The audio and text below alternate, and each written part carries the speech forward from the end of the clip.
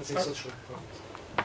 Just to respond to your first words, Lucy, we were very happy also to work with you, with Christine, with Barbara to prepare these days. It was an honor for us to receive Robert, Georgios, Heinz Werner also, who are here, so it was also a pleasure for us to be part of the game during this last month.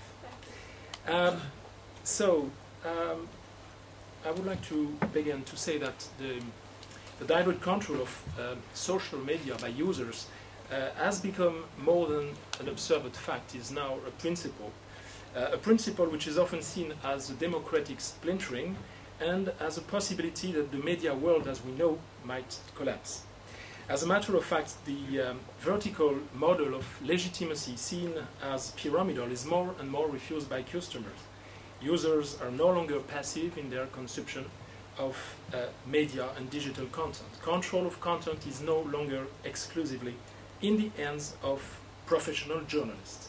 So we saw this expression, controlled by customers, in the middle of the call for paper, and we had this subtitle, the media space in the time of conversation, to form the title of our paper. In this research, we try to define some concepts and notions newly born but very used, like conversation economy or peer-to-peer economy or conversation economy, citizen journalism. But our research had this goal to contribute to the understanding of this fast-changing environment at the French market level with 3 emblematic examples, and also to try to confirm if what we see on the French market level can be a good framework to analyze other international markets. So just in terms of literature, of course we use some important media management references that you will find in the complete bibliography in the paper.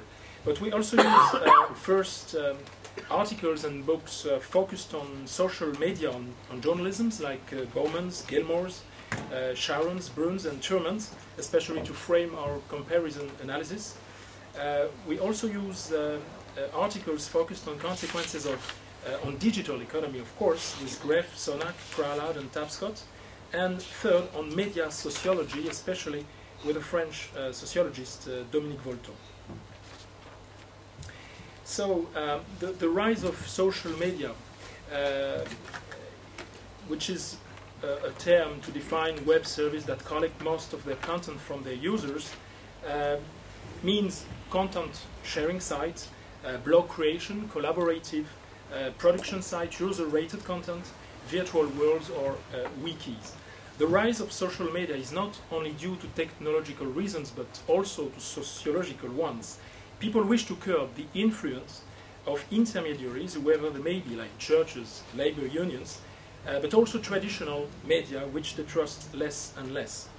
In this chamber of ecos and egos, to use the Vendel's expression, we find the need for accomplishment and recognition described a long time ago by Maslow. Thus, a new relationships with numbers and with the masses is emerging.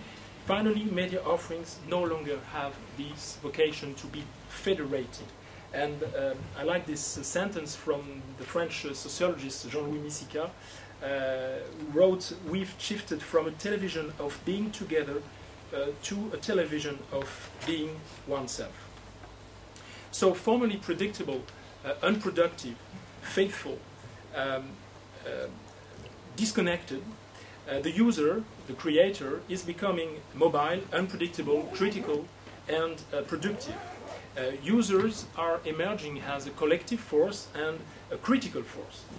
It seems to be here a new way of doing, a new philosophy of sharing, of collaborating, based on the simulated interaction among participants, journalists, and editors. So this is here the new process of co-creation described especially by Prahlad and Ramaswamy. So what's the consequences for journalists in this new era? Participatory journalism is in fact the consequence of this user-shared content philosophy, where every individual has the chance to collect, order, analyze information, and do journalism for himself and the community.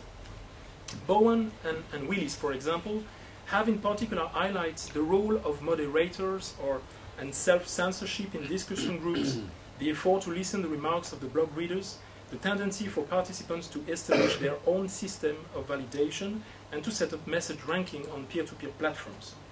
According to the well-known journalist Gilmore, this transformation is more profound.